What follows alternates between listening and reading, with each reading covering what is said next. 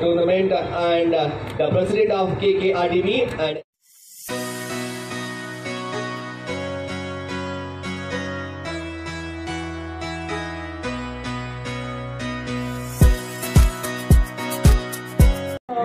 we are not just hosting a tournament, we are creating a space where talent meets opportunity, emerge as a chess capital of India.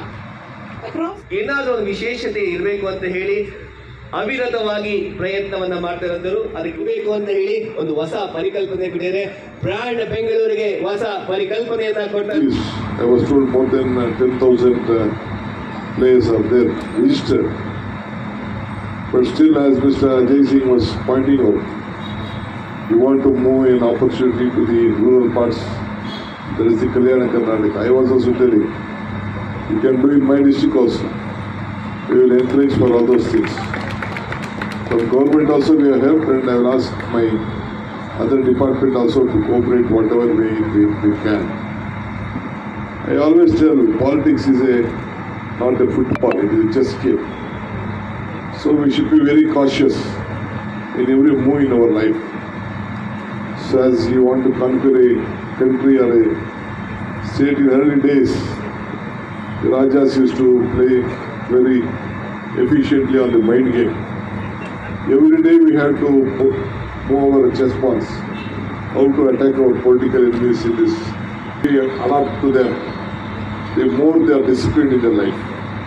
This is what I could understand. The Bangalore International Grandmasters Tournament, which has been organized here for the second consecutive year. And I would really want to congratulate to each and every one of you to get it to Bangalore, because I think almost about 20 countries are participating and about 26 states, about 1900 participants, because chess is a board game, I agree, but it's a game of mind, where we have to analyze what our opponent is doing, only then we have to move.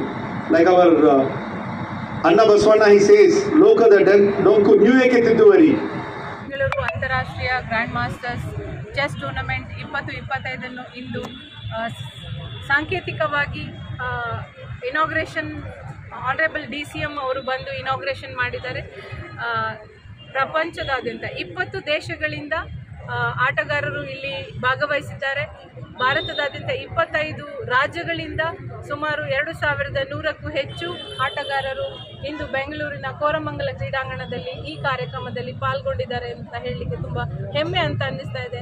ನಮ್ಮ ಗೋಲ್ ಏನು ಅಂದರೆ, ನಮ್ಮ Bengaluru is becoming emerging capital of chess ಅಂತ ಅನ್ನೋ ಒಂದು theme ಇಟ್ಕೊಂಡು ನಾವು ಈ ಕಾರ್ಯಕ್ರಮವನ್ನು, ಅಂದರೆ ಲಾಸ್ಟ್ ಇಯರ್ ನಾವು ಮಾಡಿದಂಥ ಫಸ್ಟ್ ನಮ್ಮ ಬೆಂಗಳೂರು ಇಂಟರ್ನ್ಯಾಷನಲ್ ಗ್ರ್ಯಾಂಡ್ ಮಾಸ್ಟರ್ನ ಸಕ್ಸಸ್ಸಿಂದಾಗಿ ಆ ಲೆಗಸಿಯನ್ನು ಕಂಟಿನ್ಯೂ ಮಾಡಲಿಕ್ಕೋಸ್ಕರ ಈ 2ನೇ ಬೆಂಗಳೂರನ್ನು ಇಲ್ಲಿ ಇವತ್ತು ಸಾಂಕೇತಿಕವಾಗಿ ಆರಂಭ ಮಾಡಿದ್ದೇವೆ.